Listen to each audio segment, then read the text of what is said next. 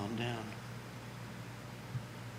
You're not the one who has to talk all the time. Mics are going hot.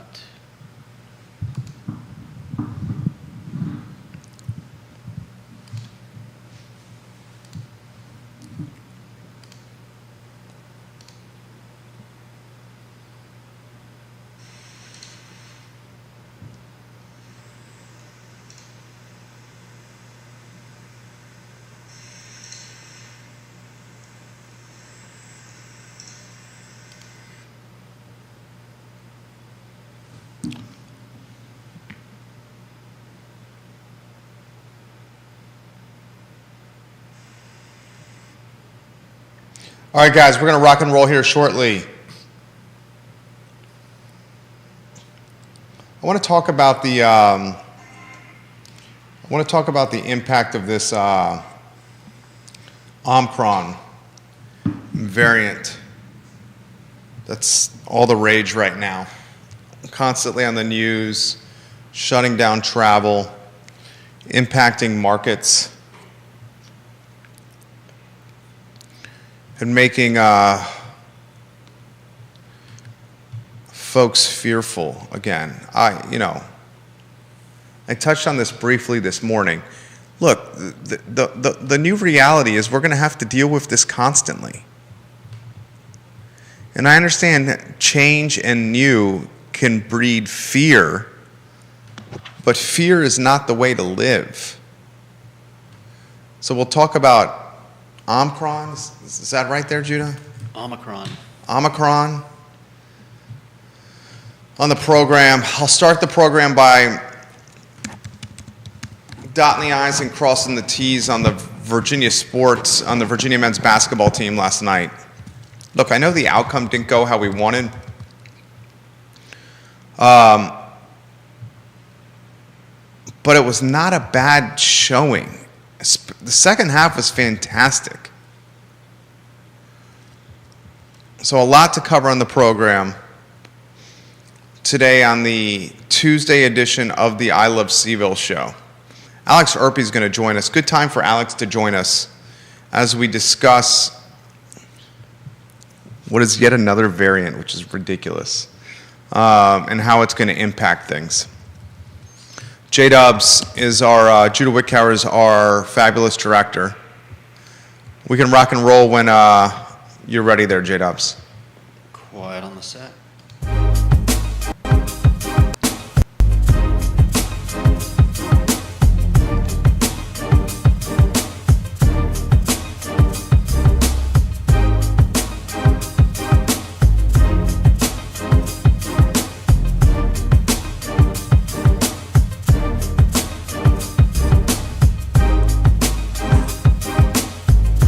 Good Tuesday afternoon, guys. My name is Jerry Miller, and welcome to the I Love CVille show. Thank you kindly for joining us. The Tuesday edition of the I Love CVille show, brought to you by Skooma Boutique Dispensary in the Charlottesville Downtown Mall. Skooma Boutique Dispensary, the best dispensary in Charlottesville.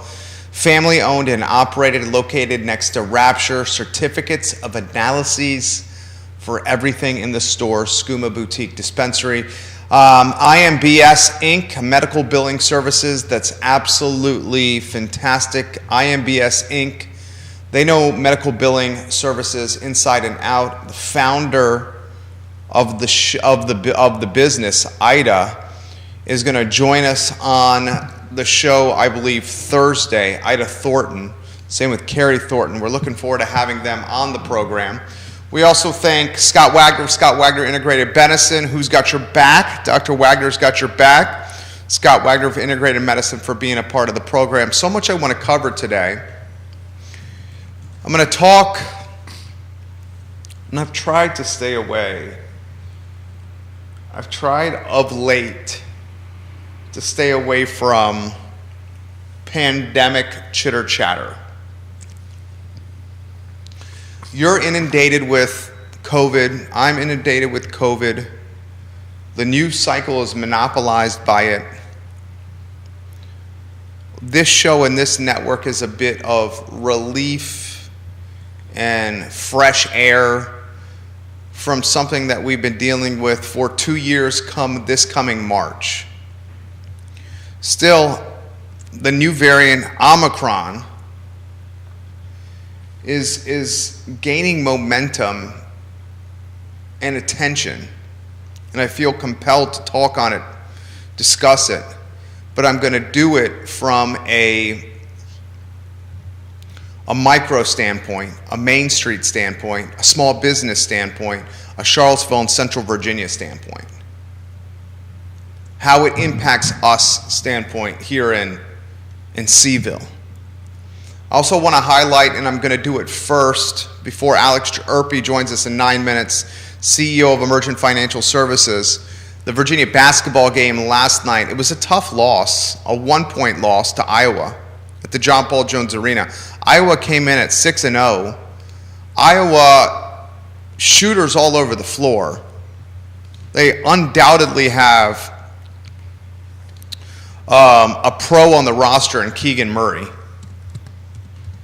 First half, not a good showing for the Hoos. Second half, as good a basketball as we've seen this basketball team play this year.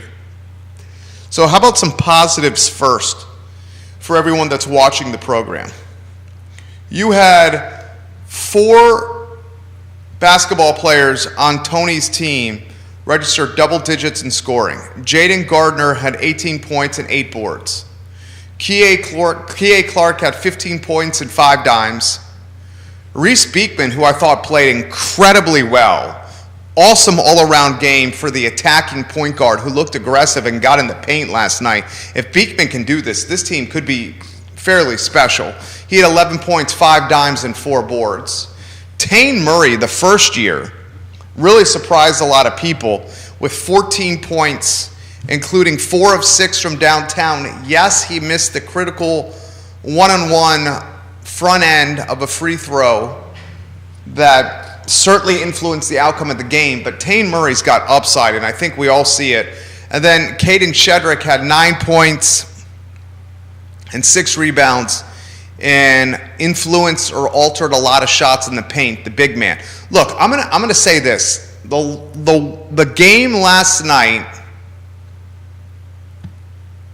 no loss is taken well by a fan base. And I'm not one of those guys that sees a loss as as like a turning point or as a point of focus or something that could benefit the team. A loss is a loss. That being said, in the second half, you saw a ball club that started to find some scoring identity. And what we saw last night was a couple of point guards and Clark and Beekman that were attacking the Iowa defense off the dribble, off the bounce, getting to the paint, and either creating for themselves or jump shooters along the perimeter that were left with open jump shots. As Beekman and Clark attacked the rack off the dribble, Iowa's defense collapsed on them, and they had the opportunity to kick out for wide open shots. Jaden Gardner was 2 for 2 from downtown. Wide open 3-pointers for Gardner from the wing. You look at Tane Murray, who was 4 of 6 from downtown. Of those 4 3-pointers, all of them, if not 3 of them, were wide open. So I was especially impressed with the point guard play as Clark and Beekman got more aggressive attacking the hoop off the bounce, forcing the defense to collapse around their aggressive attack and opening shots for perimeter players. Now, Armaan Franklin, the team is not going to have long-term success if the best scorer on the team is Armaan Franklin, and he finished with 3 points on 1 of 8 shooting, 0 of 4 from downtown.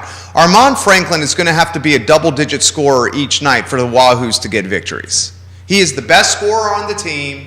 He can do the most off the bounce, and he is the most dynamic scorer on the team, meaning he can score from downtown, the mid-range game, he can get to the hoop, and he can get to the free throw line and finish at a prolific clip. Franklin did not have a great ball game last night, and we lost by a point.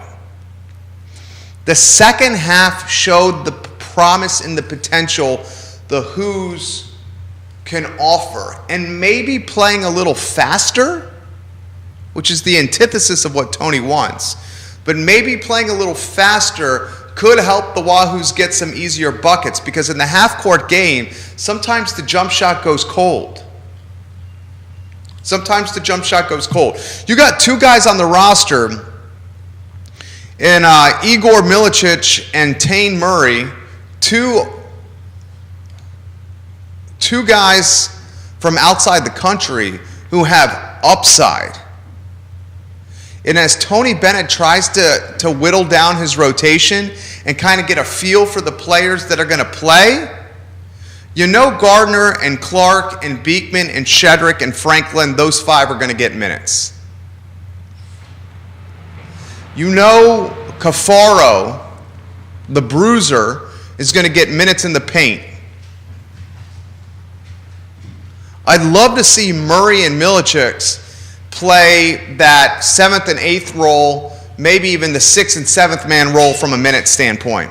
And Tane, if he shoots like that, is going to get quality play. Virginia's next outing is Friday against Pittsburgh in the John Paul Jones Arena to open ACC play, 8 o'clock tip, ACC Network. After the Navy loss and after the shellacking at the hands of Houston on the road, I was a little nervous about this team. And while the Hoos are 5-3 on the season, 1, 2, 3, 4, 5-3 on the year, I see glimmers of upside that have me hopeful. There's no superstar on the team. We don't have a superstar. But what we do have is some balance, especially if Murray and Milicic can play consistent minutes. Now that's the positive.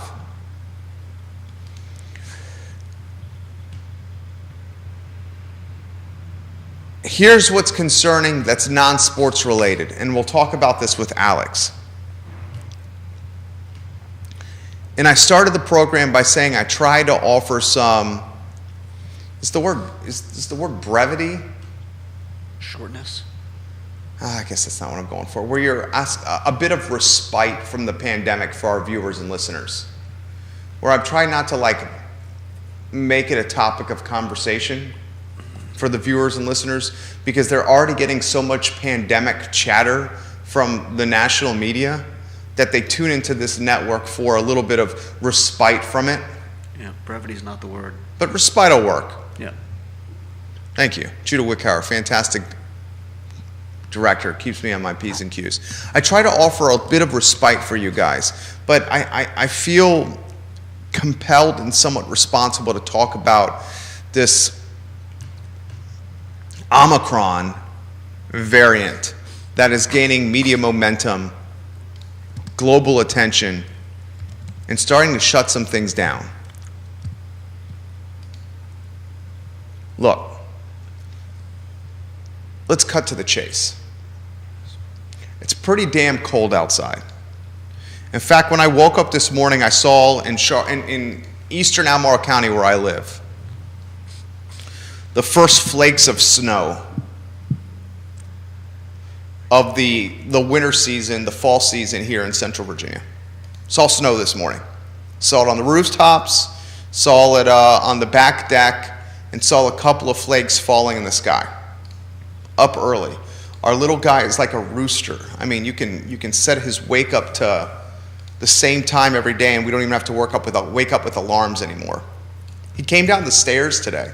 Second time maybe he's done that since he's been alive. Got out of bed all by himself, walked down the stairs like a big boy, and came into our bedrooms and jumped in bed with mom and dad. It was kind of this glimmer of what's to come, and frankly, I loved it. He gets in the big bed. We got a California King, and he says, "Make a hole for Trey," and we snuggle with him in the morning. It's the best, man. Being a parent is the best most of the time, 90% of the time. So, like the rooster he is, we're up. He wakes us up. I'm like, all right, let's get the day rocking and rolling. I get the robe on, head out to the living room area. I want to see how cold it is. get the courage and the gumption and the robe, no, what are they called, slippers? No slippers on, just barefoot, go on the back deck and see some snowflakes. Reason I bring this up to you, and something I'm going to mention here shortly with our good buddy Alex Erpy, one of the smartest guys I know. Alex, I sincerely mean that. Renaissance man. You got a poet, you got a finance guy, you got a wordsmith, a sports fan. I'll say this, Alex, I think it's fair to characterize you as a foodie, right? Oh, yeah. I would say a foodie, a man who loves sweets as well, religious man, just a all-around good dude.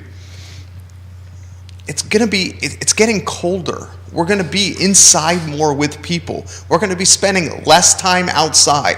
It's a reflection of it being cold. As we spend more time inside with people, as we spend more time potentially dining inside, going to sporting events inside, music venues inside, because it's frigid, sub-freezing temperatures. It happens here. We understand that there is going to be more sickness. It's a reflection of flu and winter season. Omicron, this new variant, why they come up with these ridiculous names is beside me, and a point of discussion for another day, another show. Frankly, no, it's not. We're not even going to dissect the word. We know that this is going to happen. And the new normal that we have in this world, whether it's in Charlottesville or in Albemarle or Central Virginia, whether it's the Commonwealth, the country, and the world, is we have to deal with this. And much like the flu mutates and has different strains of flus, there's going to be different strains of COVID. We have to deal with it. And the shutting down of things, the fear-mongering that happens by national media to drive metrics, the fear-mongering that happens by the 24/7 news networks to drive viewership is just that, fear-mongering. And if it bleeds, it leads. And we know it's a business. So we've got to see through the mumbo-jumbo, and I'm not marginalizing the pandemic by any means, but folks, every quarter, you're going to see a different variant of this thing we call COVID. And the shutting down of things is not going to impact the Fortune 50s, 100s, 200s, 300s, and 500s. It's going to impact the mom and pops, the businesses owned by our friends and family. And I don't want to go through another winter where people are terrified to do things inside. Because McDonald's and Chick-fil-A and Chili's and Applebee's and Outback Steakhouse won't be hurt or impacted. It'll be the locals that we love that will. And what I've done, what my wife done, and I'm not getting political on you, is we've gotten vaccinated and boosted. And we can't wait till our little guy gets the same. And that's going to give us the consumer confidence to continue to patronize the businesses we love on a consistent and daily basis. Because going through another winter cycle, another Q4 into Q1 cycle of doing takeout and delivery or not patronizing at all is just going to be the demise of brands we love. What did we think was going to happen post-Thanksgiving? What do we think is going to happen Hanukkah going into Christmas and New Year's? Travel and family get-togethers galore. Close contact and then back to regular life where conversations and close contact happens with other people. That's what happens. Our new normal is mutations and us managing them, just like we have the flu. That's our new normal. See through the fear-mongering and the if it bleeds, it leads strategy by global and national news.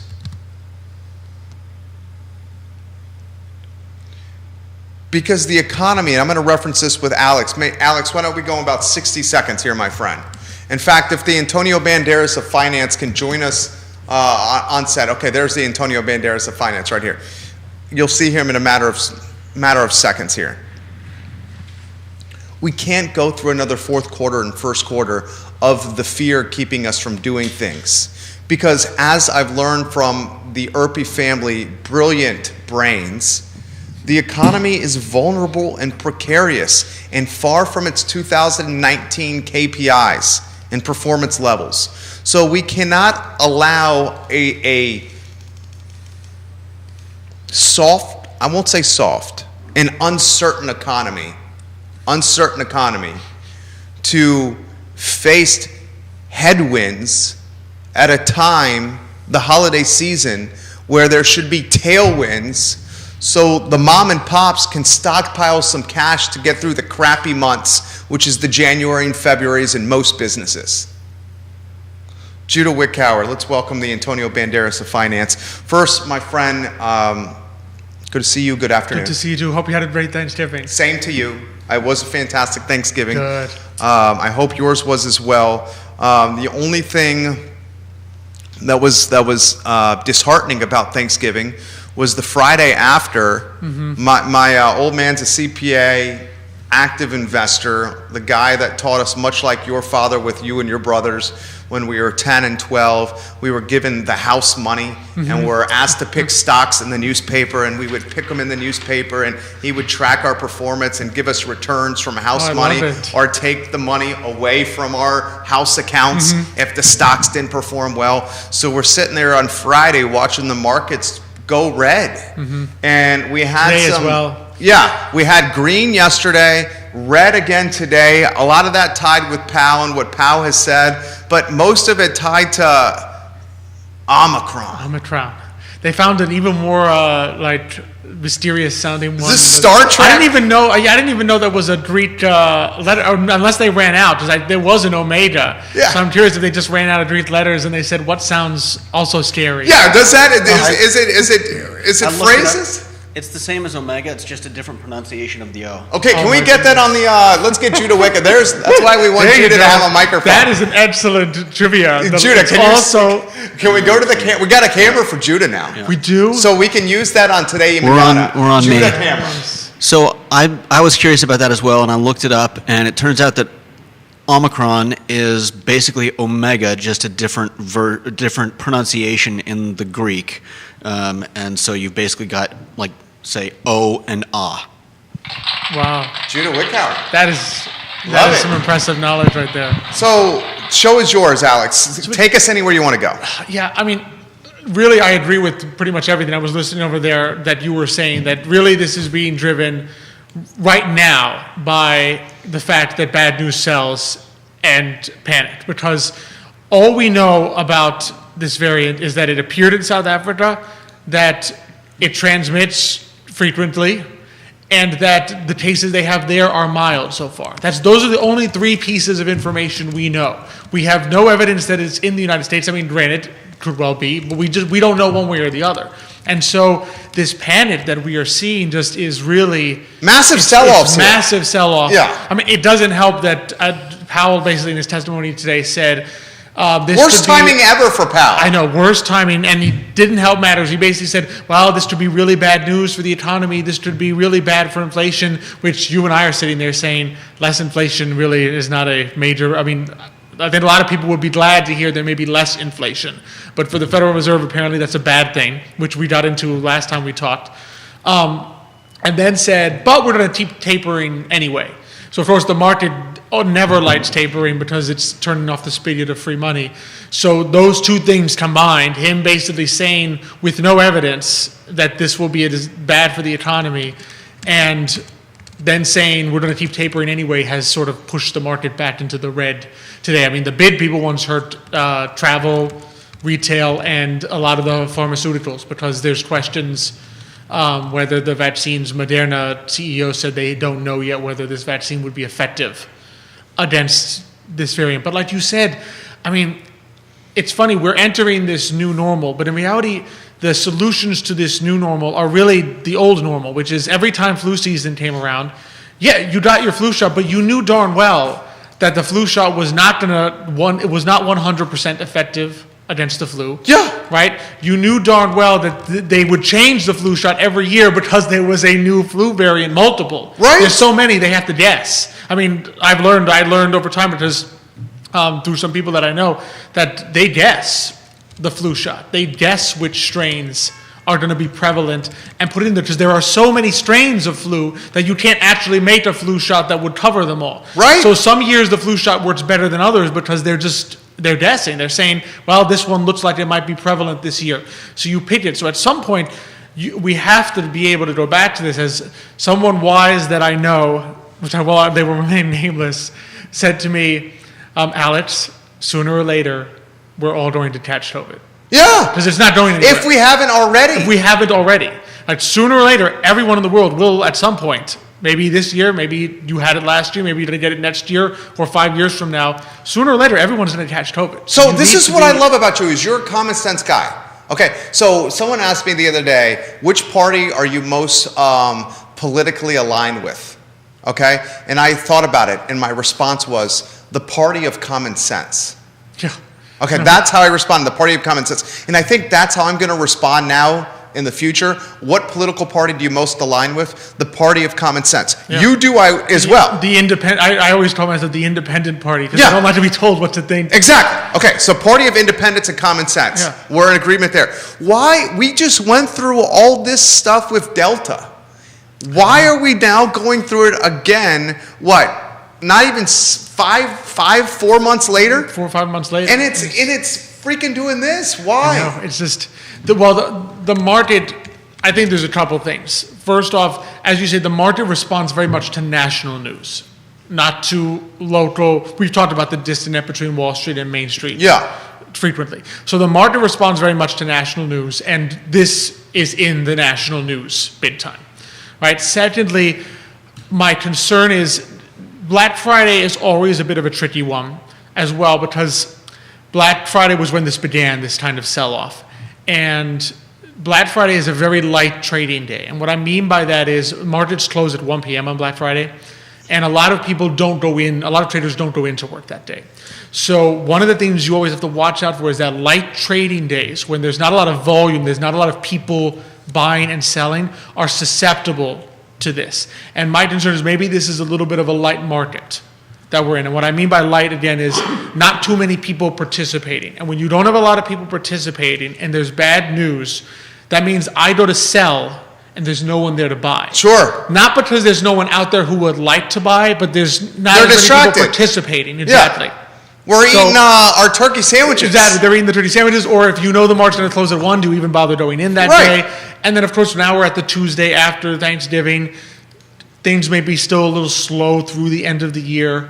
And so, like, December is an up month usually because that's when the major ETFs and mutual funds will rebalance. But other than that, let's face it, it's a slow month in terms of volume. And so that leaves you a little more susceptible to things like this. If you have this little bit of bad news, a lot of uncertainty, right? You've got vaccine makers saying, oh, we don't know what's going to happen. You've got one of the monoclonal antibodies, Regeneron, saying, oh, we're not sure if ours is going to be effective. And the market just says, oh, maybe I should sell, and there's no one there to buy. Because typically you'd have some people saying, hey, bargain. I'm going to go in because things can't possibly be as bad as the news makes it look. But if they're not there, they're not participating right now, or they're thinking about rebalancing and they haven't made their decisions yet, there's no one on the other side to buy, and so the price just plummets. Alex Erpy, our guest, CEO of Emergent Financial Services. Find them online. Emergent Financial Services, guys, they are absolutely fantastic. Dude, I want to take a localized approach of this. You know, our friends that are in local restaurants, local music venues, local hospitality, local retail. Okay, and you've identified this. They haven't even fully recovered to 2019 levels, and now we're heading into what should be December, the money earning period. Thanksgiving, Black Friday, Cyber Monday, Shop Local Saturday, and going into Christmas purchasing and buying and spending time. Absolutely. Where our friends and the owners, people that make this economy hum. that make Charlottesville hum, we want them stockpiling cash, which helps them get through the doldrums of January and February. This could not come at a worse time. Yeah, this is very bad news. I mean, already Cyber Monday sales were down year over year for the first time ever. Right? And think about that for a moment. That means from 2019 to 2020, Cyber Monday sales went up. From 2020 to 2021, they declined. I think most of that probably has to do with inflation. You have a little less discretionary cash to be spending then, but it's also, I think, worry. And the sad part is really what's done these next few weeks and the health of Main Street is going to depend not on the variant, but on our response to it. Definitely. Right? Because the variant is not going to get here in 2 weeks and start wreaking havoc. Right? By the time it begins to arrive and be traceable in any concrete numbers will be a while. By the time the testing begins to pick it up, because these aren't easy to just, it's not like you flip a switch and all the Delta testing now starts testing for this new variant. It takes a while. So the variant is not going to do anything in the next 2 weeks. Our response is what's going to determine this season. Do we panic again and say, well, now I really have to stay up, now I'm just going to distrust the vaccine that I took and the booster that I took and stay home? Or are we going to say, you know what, I have to at some point trust in the efforts that I'm taking to protect myself and go out there and make sure that I'm participating in the local economy and that I'm not letting fear run my life? Yeah, and look, the closer just put this in the feed. I love you, the closer, Xavier Europe. Life is to be lived. It is to be lived. I mean, we are supposed to. This is what I'm so terrified of, and I'm most terrified, and Xavier, you can appreciate this. Now, your Bambinos are older, obviously, than mine.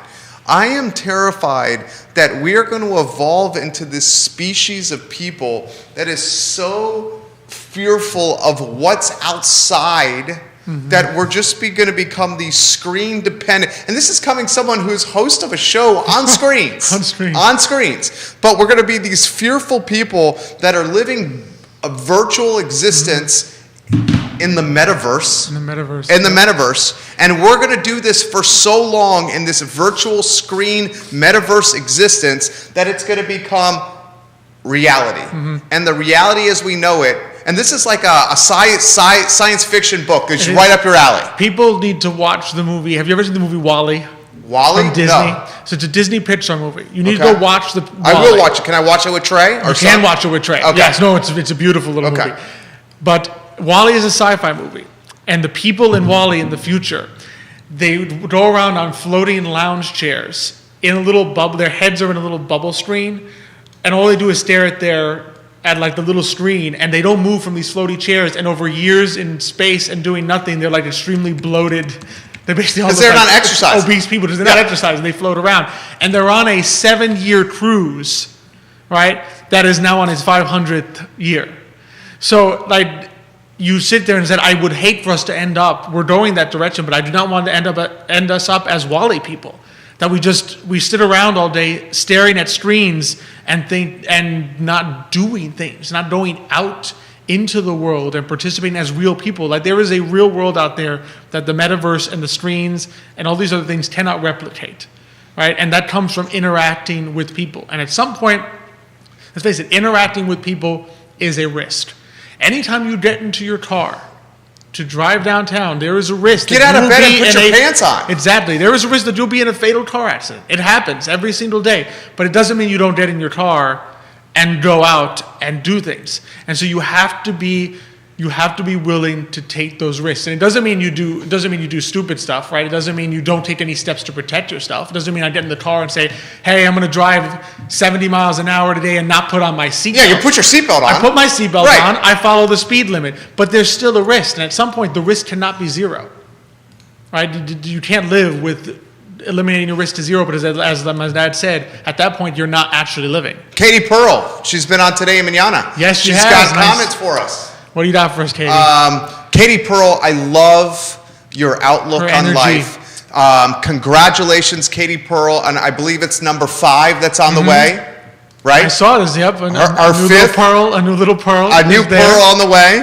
The pearls are proliferating in number and size. She says, Katie Pearl, I seriously love your outlook on life. We have no reason to currently be fearful. Please, please, please let us enjoy this holiday season. If for no other reason than for the sake of the small business owners and most especially for the sake of our children who deserve a normal Christmas season. Yes, Alex, there is a risk in living and it is worth the risk. Yes, it is.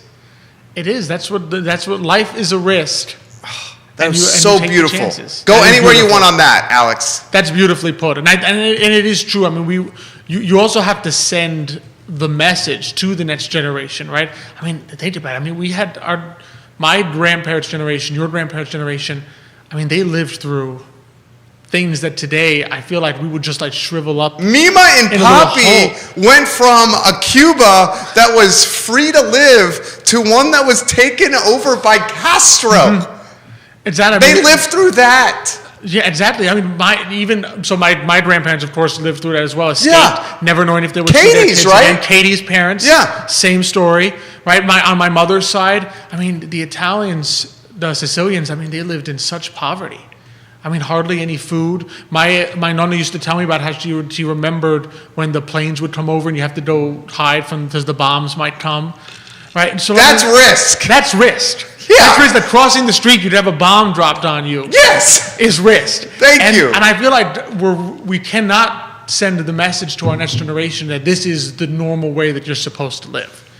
Right? The message needs to be sent that no, you face adversity head on and you go through it. You don't shrink away from it and hide to avoid all risk and bring your risk level down to zero. Because that's what, it's still not zero.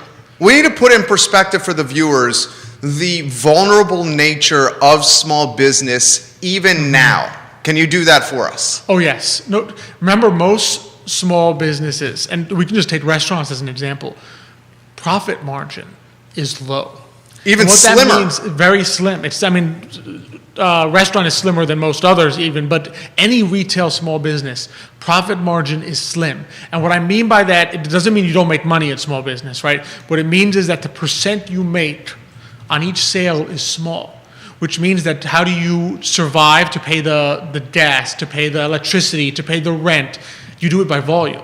You sell a lot of things where you make a little bit of money on each one. So if you cut out the December sales from a small business, you were taking away volume and you were taking away their ability to put not just food on the table for their kids, but to put the roof over their building. Yeah. Where they have their actual business. Pay their electric bill. Pay their electric bills. You know, let's face it, there's fixed cost and there's variable. You think about it as a small business, right? Every time a restaurant gives you I'll just use an empanada from our friends at Sombreros. Every time Sombreros gives you an empanada, there's the cost of the materials that went into the empanada, but there's also the cost that's fixed whether they sell that empanada or not. There's the rent. The rent doesn't change. They could sell 100 empanadas in a day, they just sell one empanada in a day. The rent is still there and they have to pay it. So you don't want them selling one empanada because then they're not going to survive. So you need to have small businesses that can thrive with volume.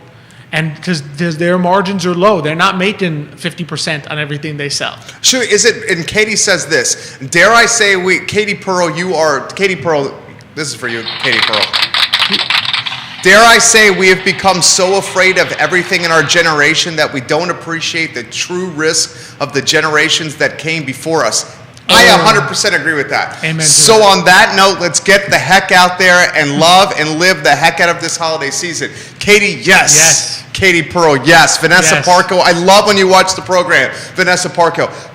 How about this comment that's come in? Is it presumptuous to think that another round of stimulus is around the corner? I say it's absolutely presumptuous to think that another round of stimulus is on the corner. If hold on, I got to get the pronunciation. Is it Omicron, Judah? Omicron. Omicron. If Omicron. Omicron gains momentum, don't you think it is presumptuous to think another batch of stimulus would come because of it? You mean presumptuous as in you shouldn't, or it's not unreasonable to think so? I think it's presumptuous in that it's not likely to come again. Yeah, it seems to me less likely than last Than year. last year. Yes. Right? Because I think Congress this year, also because of the fact that it's a split Congress, split between Republicans and Democrats. Republicans and Democrats, it's 50-50 in the Senate. Congress this year has shown a lot less willingness to spend without question. So I think that seems to me much less likely than it was last year. I would not count on another stimulus, partly because, let's face it, we have not, the word lockdown has not yet been proposed by government again. Can I ask you a very poignant question? And this is a political question. Is there the political equity or clout to do a lockdown again? I cannot see that possibly happening. I do not. I do not see it happening. It would be a revolt. And there are too many, I think there's too much evidence suggesting that the collateral damage from the lockdown Impacts us. has been major. Main Street. No, it impacts Main Street, impacts not just the economy and how you live, not just our daily lives, but also our Anxiety. health. Health, I think, suffered Yeah. greatly, and I don't think there's the political will, and I don't think there's the public health will to go into another lockdown. And short of lockdown, I don't really see where the impetus would come from to do another round of stimulus. I agree. Put in perspective how you would characterize the importance of this December versus, say, even December of last year. Ooh, I think This one, my standpoint, I'll get out of your way. more. It's way more.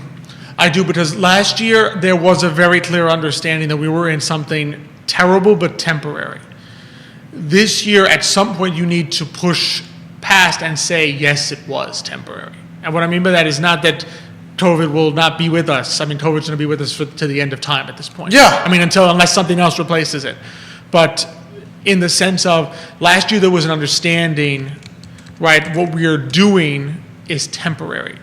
This year, at some point, you have to sit there and say, what we are doing must be temporary. In other words, we cannot live this way in perpetuity. At some point, you need to push past. So the economy obviously held on and came back slightly this year. There's a lot more basic economic headwinds this year than there were last year. And what I mean by basic ones, in other words, last year we had not yet begun to see inflation, and we had only just begun to see in December supply chain issues, because there really wasn't enough demand to even notice a supply chain issue. This year, let's face it, there are enough headwinds that we do not need and cannot much afford a very bad December season. Yeah. CEO of Emergent Financial Services. Find them online.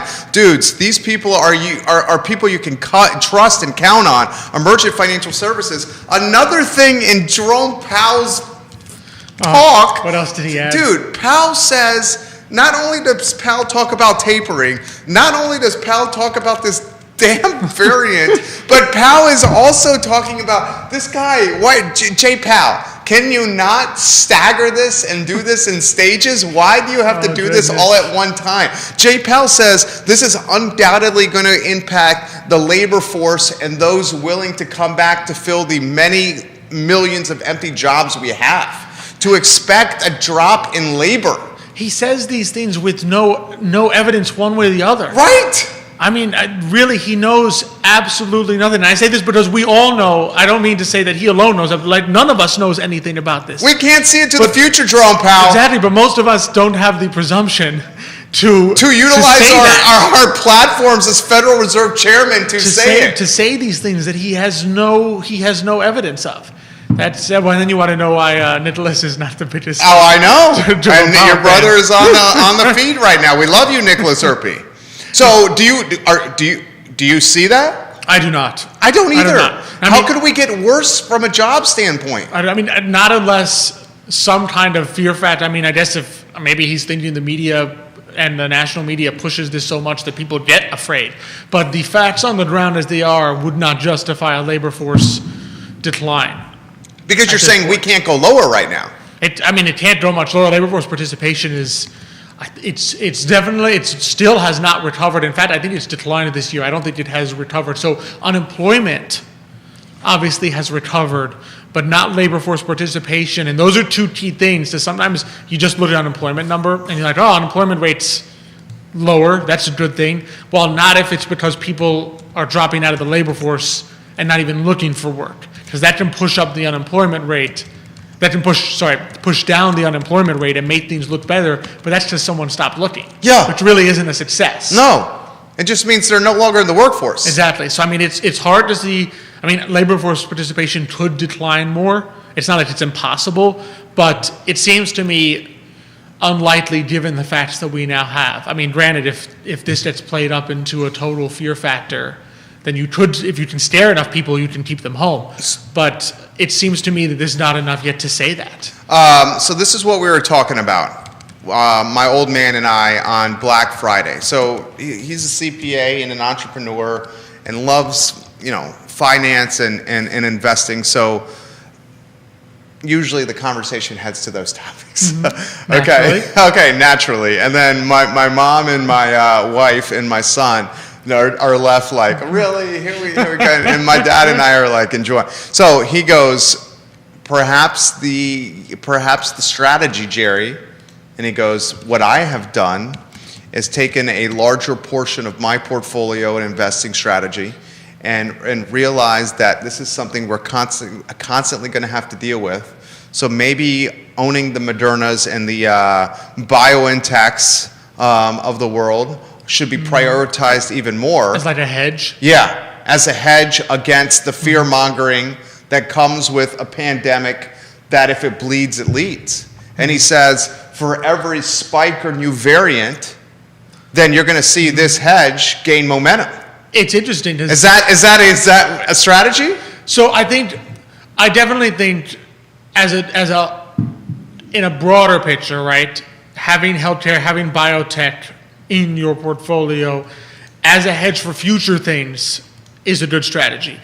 It's interesting that I wonder the extent to which, short term. As an example, short term, I question it because, as an example, Moderna and Pfizer and the vaccine makers have not fared well the last few days. Recently. But over the course of 2021. En fuego. Correct. Yes. No, they've been on fire in general.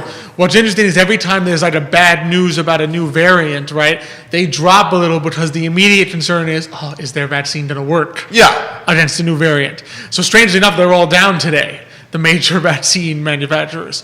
So on a short term, I think I wouldn't use that as a hedge. Long term, I think he's absolutely right. But now, what percent you put is going to depend on other factors that would lead to that. But long term, let's face it, that's what healthcare, that's what biotechnology is for, right? It's for things that we cannot foresee that we would like to make presumably our health better. And pandemics is certainly one of them. So I think that's a good strategy to have, and I think it does show you, I think he's excellent in this point for this reason. It shows you also the importance of moving past the major headline pharmaceutical companies. Because Pfizer's a big company, but prior to 2020, Moderna was not known as a major pharmaceutical company. Right?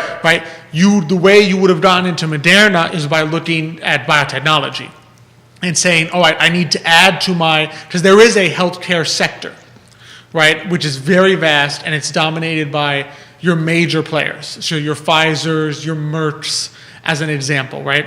And then there's biotechnology, which has its own index on the NASDAQ exchange, which is a subset of healthcare. So if you were in healthcare only, right, you're missing out on a little bit of that extra exposure that you would want. So I think that's where he has a great point, because you do want, as a little bit of a hedge here, some percent of your portfolio, not just as a hedge, but as a great, I would say, hedge and great growth prospect, some part of your portfolio to be looking into biotechnology as well, and not just your big brand name pharmaceutical companies. Because for every Pfizer and Merck out there that's going to move the needle a little bit, there's going to be a Moderna that you really want to have access to, you really want to be invested in some percentage if stuff like this happens. Those are the ones that are going to take off. Alex Erpe, CEO of Merchant Financial Services. We're going to ask him about Today y Mañana, which airs Thursdays at 10:15 a.m. here on the I Love CVille Network. Just a fantastic show. Can't wait to see the closer and the social media ninja on Thursday morning. Close with, and you're so good at it, some poignant perspective on the importance of the next 30 days and change, and the need, or how essential it is for us to live life in a way that is zestful and not fearful. Mm-hmm. Well, I would echo Katie and also my dad, like, a life that is not lived in that way is not really being lived. It's partly, it's that, and it's also to remember, because this is an altruistic time of year, and we typically think of caring for others as, today's Giving Tuesday, we think of it as supporting nonprofits, we think of it making a donation to your church, and so forth. But one of the ways you can be altruistic with others is patronizing local small businesses because those are your neighbors.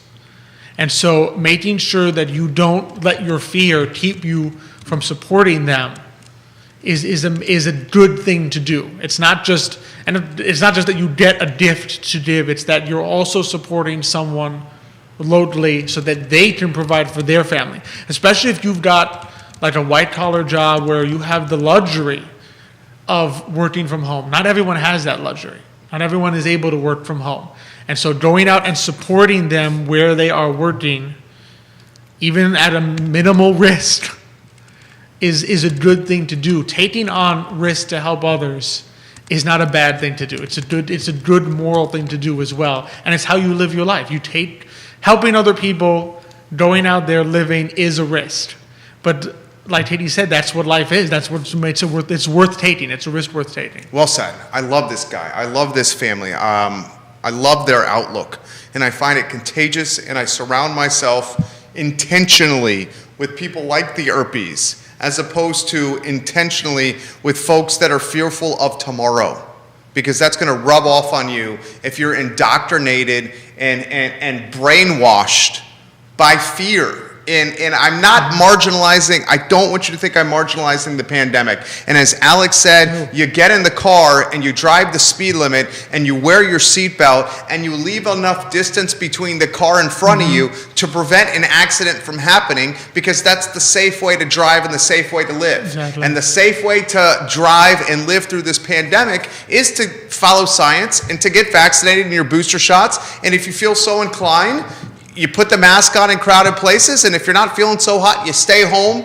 and you stay away from the people that could potentially catch what you have. That's a safe way to drive through the pandemic, and it's the way we should do it, not the way of living in fear. Okay? And to back up what I'm just saying, please look at the data and the impact the pandemic has had on children and on adults that are not autoimmune and compromised.